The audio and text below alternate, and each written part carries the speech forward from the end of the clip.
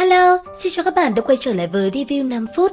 Ở cuối tập 8, sau khi đi tới đảo Ma Dao, Lý Diệu đã được Trịnh Đông Minh giới thiệu cho rất nhiều thứ hữu ích về thế giới hiện tại.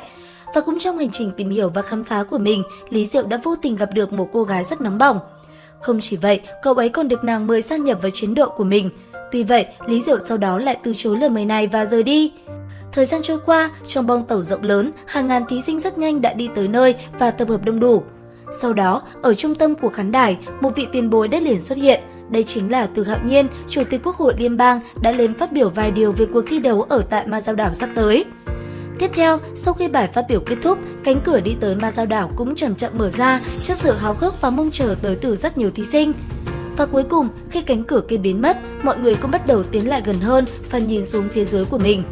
Lúc này đây, ở phía dưới, trước mặt mọi người chính là một cái thông đạo đầy huyền bí.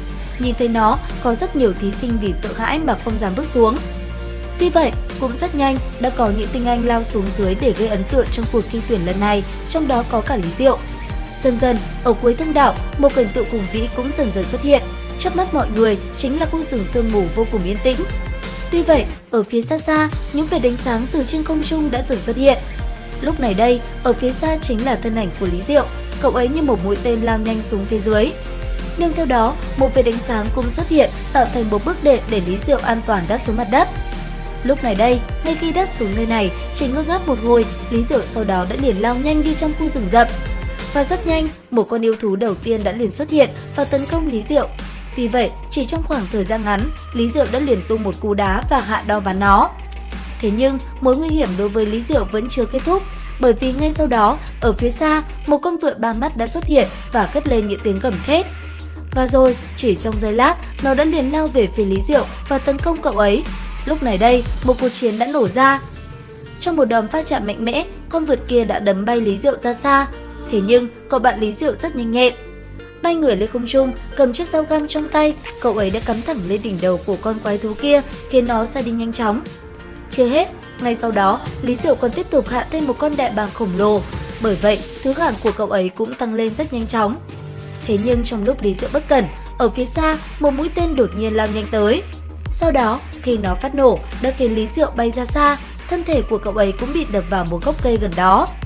Tuy vậy, ngay khi Lý Diệu chưa kịp bình tĩnh lại, ở phía xa, cô gái xinh đẹp với mái tóc màu trắng kia đã một lần nữa giương cung chuẩn bị bắn về phía anh ấy. Lúc này đây, nhìn cô gái kia, Lý Diệu kinh ngạc, đó là chính là Từ Giai Tuyết. Thế nhưng, chưa kịp hết ngơ ngác, mũi tên từ trên tay Từ Giai Tuyết đã phóng thẳng về phía Lý Diệu. Và khi mũi tên bay tới, một vụ nổ lại ầm ầm vang, thân thể Lý Diệu một lần nữa bị văng đi.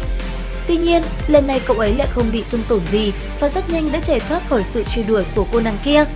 Tiếp theo, Lý Diệu cũng nhanh chóng mở ra bản đồ và phóng thẳng đến khu tiếp tế.